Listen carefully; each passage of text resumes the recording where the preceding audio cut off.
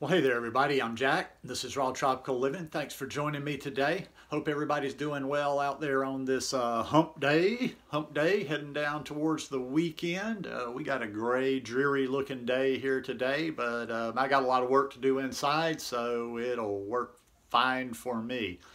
Guys, we're getting a little bit warmer weather, starting to break out the spring gear again. Go check out my store and check out some of the designs. The link's always below, rawtropicallivinggear.com. Got this design. And if you see a design in there, I can usually put it on anything, long sleeve, short sleeve, tank top, beanies, what have you. So anyhow, today I want to talk about the raw vegan lifestyle in the U.S. versus Costa Rica. Guys, I do videos every day. So if you are not already subscribed to the channel now, I'd appreciate if you go down there and hit that red subscribe button, click on the little bell, and check send notifications so you'll stay subscribed to the channel. I'm doing this video. This one just kind of came to me because I'm in a really good place right now. I've got a lot. I think I showed you. Yeah, I showed you those the other day when I got back from Pensacola. I've got the Ataulfo mangoes. I hope, keeping my fingers crossed by the volume that I saw when I was in Pensacola last week, that's going to become a regular thing. So I think my Ataulfos are back. And wanted to show you something. I splurged this past week. It's just been too long since Woodstock. So I ordered some meme sapote from MiamiFruit.org. And that is perfect meme sapote. And as you can tell by my hand, that is a big one. I ate half yesterday for, I don't remember, dinner, mid-afternoon, and I'm going to have the rest of this today. And it just got me thinking, you know, and listen, I'm not complaining. Life is what it is. A lot of times it's kind of, it's not negative, it's not positive, it's what's in front of you. In the U.S., I've been back here coming up on 2 years now. July will be 2 years I've been back in the States. For some of you that haven't been watching me maybe all that long, I lived in Costa Rica for 18 years, and I did the first 5 years of this lifestyle down there. And it was a whole different experience. You can't even imagine, I can't even translate it to you, adopting this lifestyle, living in the tropics.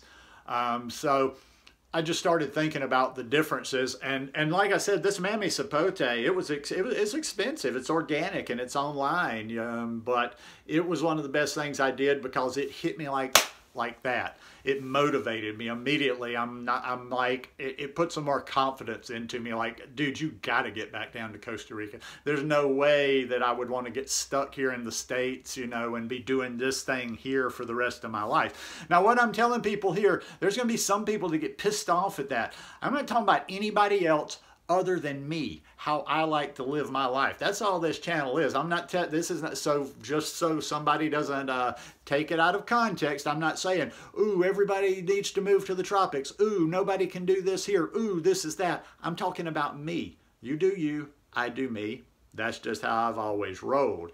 But yeah, okay, so I've been back in the States, like I say, almost 2 years now. Now, after doing it like I did down in Costa Rica, you know, I'm grateful. I'm telling you all the time, and I don't just do that just to do videos. I'm very grateful every day for everything I have. But that doesn't mean we don't strive for more. That doesn't mean we don't have plans or goals or things we want to do.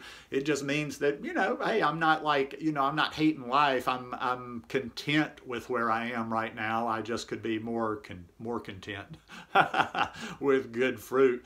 Because, you know, like here is surviving. Well, I would say it like this. There's people that have tougher survival on this lifestyle than I do. In Alabama, South Alabama, where I am currently, though, it's still surviving as compared to Costa Rica. You know, I'm always on the lookout. Where can I, you know, when I have to make trips to Pensacola and try to plan on the ripening to get my mangoes or to get my exotic fruits. They do come to around, you know, to our Mexican grocery store and our Walmart from time to time, but it's always searching, looking, you know, okay, where is it? And then, you know, do a little splurge like these meme sapotes now, and I'll probably do some Martha's Best papayas here. My next splurge will be with those because that's something I really miss. I took for granted in Costa Rica because papayas were everywhere. I can get papayas from time to time here. I've gotten some good ones at the Mexican grocery. I've gotten some good ones at other places, but they're so hit and miss. And they can be like, they're not uber expensive, but for as expensive as they are, I don't want hit and miss. And it's hard. You never can tell. One will look good. You could get two exact looking papayas. One ripens very well and it's tasty. Another one doesn't. I do pretty good with the bananas here. I've kind of got into that zen being in a small town. I go to the stores almost every day. We have a little curb market that's just produce, fruits, whatever, where I get my oranges. I only go down there 2 or 3 days out of the week. In fact, I think I'm going to go today. But, you know, there's one other store. Walmart never does sell bananas, but there's another store that sells a lot of them. So I'm doing pretty good on price-wise on bananas. I find myself, once I've kind of gotten into the flow and know when they should be coming around, that I get a lot of my bananas, the bulk of my bananas, for 10 cents or less a piece. But Costa Rica, the first 5 years I did that, like I say, you're not going to really understand this if you've never been there. I went straight to a high raw lifestyle. I didn't like do this whole thing of, you know, becoming vegan, becoming plant-based, and then moving on down the line. Now, I did eat cooked food in the beginning. I ate some, but I went very high raw. I would say even in the first few months of doing this lifestyle, I was only eating maybe three or four cooked meals a week. And I mean, particularly, I know I told you Costa Rica, but I was in San Jose, the capital at the time. Now, you might think, well, in the city, not that good for fruit. No. This is Costa Rica. This is the tropics. There's a little hole in the wall. There's a bodega. There's carts on the street. There's people riding around on bikes, pulling trailers. There's fruit everywhere. If I was to, let's say I'm in my old place in Costa Rica where I went vegan, and I walked out my door right now, within, you know, if I took a 30-minute walk, I'd find 25, 30 places that had ripe bananas. There was pineapples all over the streets of Costa Rica, of San Jose. There was papayas everywhere. There were mangoes everywhere. There was rambutan, which we called mamanchinos in Costa Rica, everywhere. You know, fast forward a little bit, I learned the lifestyle, I learned more about fruits. And then, when I was living in the mountains, unfortunately, I didn't get into the mamey sapotes until about my last year and a half in Costa Rica. But, you know, when I got to the mountains and was living close to the airport, close to Alajuela, Costa Rica, I had this phenomenal farmer's market every Saturday morning, and I got this stuff all the time. Like, this was as common for me, well, not as common because sometimes they wouldn't show up, but it was almost as common for me as bananas.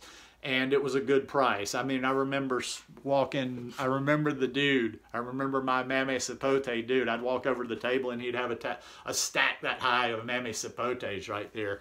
So I'd buy 4 or 5 of them and I'd take some home. I'd eat some, you know, fresh like it was. I'd always had it in the freezer. It made good ice cream with bananas. It made such good smoothies. I mean, it was just wow. I want to, you know, what most people would say at this point is I took it for granted back then. I never took it for granted. I was already into that mindfulness phase back then. And especially the last couple of years I was there, and especially when I knew I was going to be coming back to the States for a while, I was real in tune with everything I ate. It was almost like my mind taking photographs or memories, because there was no matter. Listen, I've said this a million times on this channel. I could take you to Costa Rica tomorrow and you should be able to go fully raw the second you get off the plane. Because, like I say, it's really not about this climate here. It's not, oh, I need cooked food because it's cold. It's not about, I need my cooked food. It's a lack of availability. Listen, if this stuff's everywhere, you're like, wow. I remember going and buying mango already cut. So, you know, this was back when I was shooting surf video at this little school down there, and I'd be busy moving around. I could get fresh orange juice on the fly. I could get cut mango. I used to sit and eat just meals, like I'd buy about $5 worth of mango And it was just massive. It was just like 5 packages of it. And I could get my sugarcane juice. Oh, dear God, I had sugarcane juice every week. So I'll start kind of wrapping it up, or I'll get romantic here and just start going nuts on fruit. So, yeah, down in Costa Rica, it's like I have access to sugarcane juice all the time. Mammy sapotes most of the time.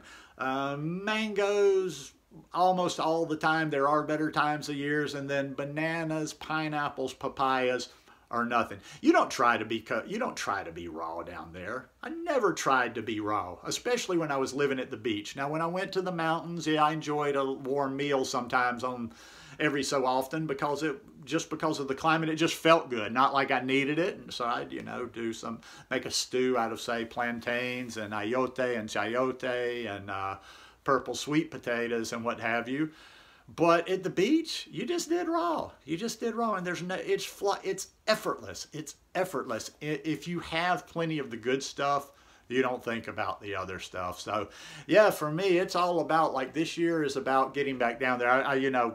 With my mom in the nursing home and me wanting to be here with her, I won't be moving back to, people always ask, I won't be moving back to Costa Rica anytime in the foreseeable future, but I can get away. I could get away for 2 weeks. I could get away for a month. It'd take some planning, paying some of the bills ahead of time. But I got to get back to Costa Rica. And for sure, when things are this chapter's eventually finished in the States, I can't imagine getting stuck here. I can't imagine getting stuck here forever. I got to go back home. I've got to go back to the tropics. So I'm exploring all kind of opportunities. I'm doing all kind of things.